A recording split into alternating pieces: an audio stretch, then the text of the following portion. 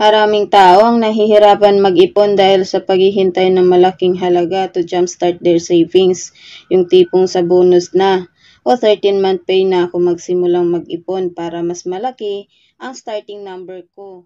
Ang hindi natin namamalayan ay yung pagdating ng mga ganitong kalaking pera, ganon din kalaki ang desire natin na gastusin ang mga ito dahil mas nananaig ang kaisipang hinintay ko to at deserve kong gumastos, kaya naman sa video natin ngayon ay pag-usapan natin ang mga paraan paano makaipon ang hindi natin namamalayan. Hindi mo kailangan hintayin ang 13-month pay o bonus para simulan ito. Pero bago ko simulan, kung bago ka pa lang sa aking channel, welcome to Pinoy Wealth Success. Please like this video para makatulong ka sa ating channel na mas marami pa tayong maabot.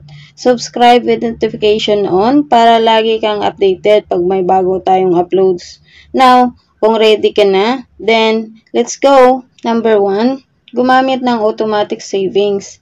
I-automate mo ang savings plan mo. Isa sa pinakamadaling paraan upang makapag-ipon ng hindi pinag-iisipan o pinagpaplanuhan ay ang pag-automate ng iyong savings. Mag-set ng automatic transfer mula sa iyong Phil account papunta sa iyong savings account. Tuwing sweldo, sa ganitong paraan hindi mo kailangan alalahanin ang pag-transfer ng pera. Gawin din itong maliit na halaga nang hindi nararamdaman like 500 o 1,000 kada buwan. Sa paglipas ng panahon, ang maliit na halagang ito ay magbibigay ng malaking impact sa finances mo. Number 2, round up savings. Isang simpleng paraan para makapag-ipon ng hindi mo namamalayan ay ang pag-round ups ng iyong mga savings at gastusin. Halimbawa, kung ang isang kape ay nagkakahalaga ng 90 pesos, maaari mo itong i-round up sa 100 pesos. At ang natirang 10 pesos ay lagay mo sa isang savings account o alkansya. Sa paglipas ng panahon, ang mga maliliit na round ups ay maaaring maipon at magugulat ka sa kung magkano ang pwede mong maipon mula sa strategy na ito. Madalas, ang ginagawa ko dito ay naglalagay ako ng isang lalagyan na natatanaw ko lamang.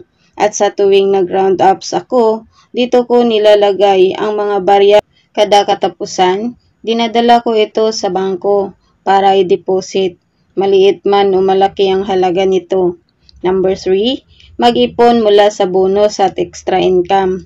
Kapag makatanggap ka ng bonus, extra, o anumang dagdag na kita, itabi ito ng buo sa iyong savings account dahil ang mga dagdag na kita na ito ay hindi naman bahagi ng iyong regular na budget.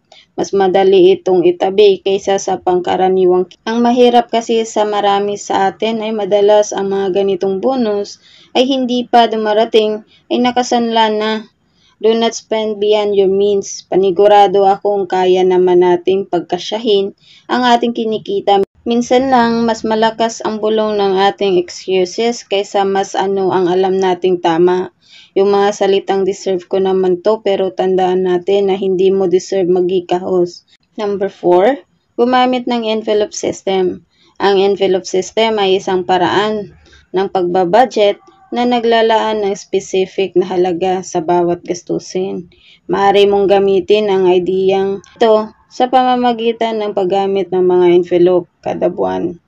Yung kada envelope ay ilalaan mo halimbawa sa utilities, pagkain, pamasahe, savings at investment. Sa pamamagitan nito, hindi mo namamalayan na nakakaipon ka na pala dahil may nakalaan ka ding envelope para dito. Alisin sa isipan na ang savings ay ekstrang pera at gawin itong regularly. Number 5, iwasan ang impulsive buying. Bago mag-check out, i-assess kung ito ba ay wants versus needs. Kung needs ito, mag-research kung saan ka mas makamura, sa physical store ba or online. Kung wants naman ito, ipagpaliban muna hanggat may ginagamit ka pa.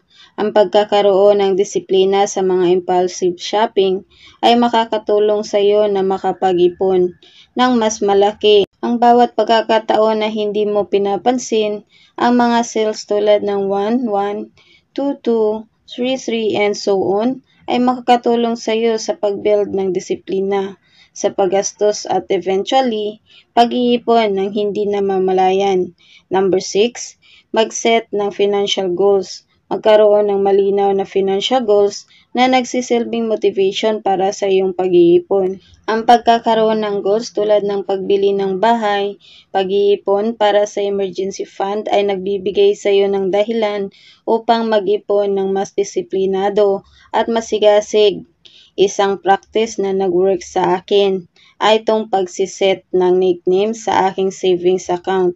Maaari mo itong gawin kung ang savings account mo ay nasa BPI.